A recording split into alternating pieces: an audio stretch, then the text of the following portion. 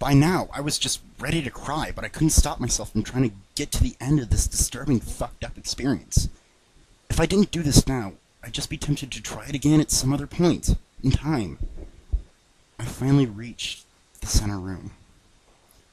The screen was tinted a deep red now.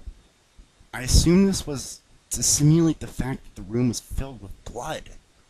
However, there were only a few bodies scattered around it. In the center were a few live figures.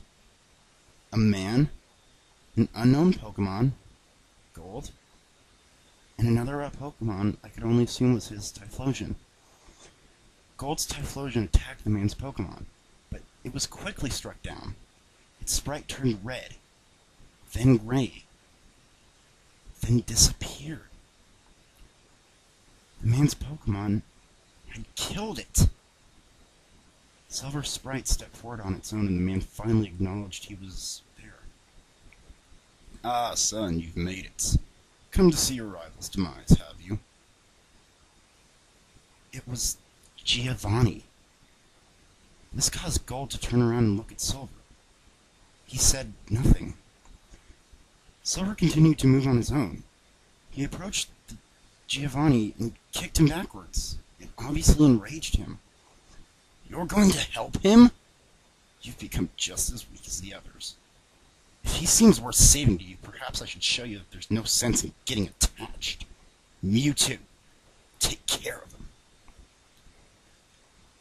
Mewtwo? Mewtwo obeyed his creator's command and approached Gold. I'm still uncertain of what it actually did. It struck Gold, causing him to scream much louder than before, as the sprite of Silver's lost rival, and his head faded to a deep red and then gray. I told you long ago, Silver, either manipulate or be manipulated. Pokemon are nothing more than tools.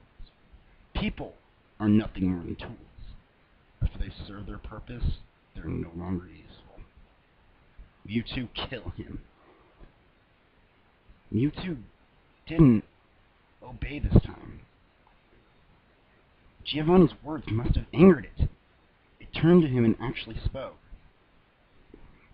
You're no longer useful yourself. It struck Giovanni just as it had done with Gold and Typhlosion, but the scream Giovanni produced was much longer and louder than the other I had heard. Mewtwo was torturing him. Finally, the scream faded away into nothingness, and Giovanni's sprite did just as Gold's did, leaving only Silver and Mewtwo alive in this room. As Mewtwo turned to face me, I knew that wouldn't last for long. It struck me, initiating a battle which I was totally unable to participate in. My sprite was in the place of my Pokemon. My health had dwindled past the halfway point, but I knew it didn't matter either way. I chose to run, but I couldn't. I chose to attack, but I had nothing to use. I just had to stand there as Mewtwo used Psychic on Silver's defenseless image. Even with the sound turned to a very low level, the scream coming from Silver was disturbingly loud. Even as the battle screen faded away, the scream lingered until Silver's sprite turned from a red into a gray, which I now assume symbolized the coldness of death. Silver, along with Gold and everyone who had been unfortunate enough to wander into this place from Viridian, was now dead. The screen faded to black, all except for Mewtwo's sprite, which remained in the center of the screen. My paranoid mind immediately made me think he was somehow going to turn on me next. But the word end simply faded in just underneath him, and the screen cut to black, taking me back to that opening sequence.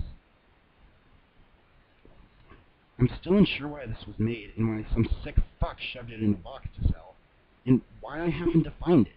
But I can assure you I'm swearing off all the randomly found games I find now. Either it's new, or I'm never going to touch it, ever. The game that I just described has somehow slipped out of my possession since the first playthrough. I have no idea where it is, but I sincerely hope that it's rotting in a dump somewhere.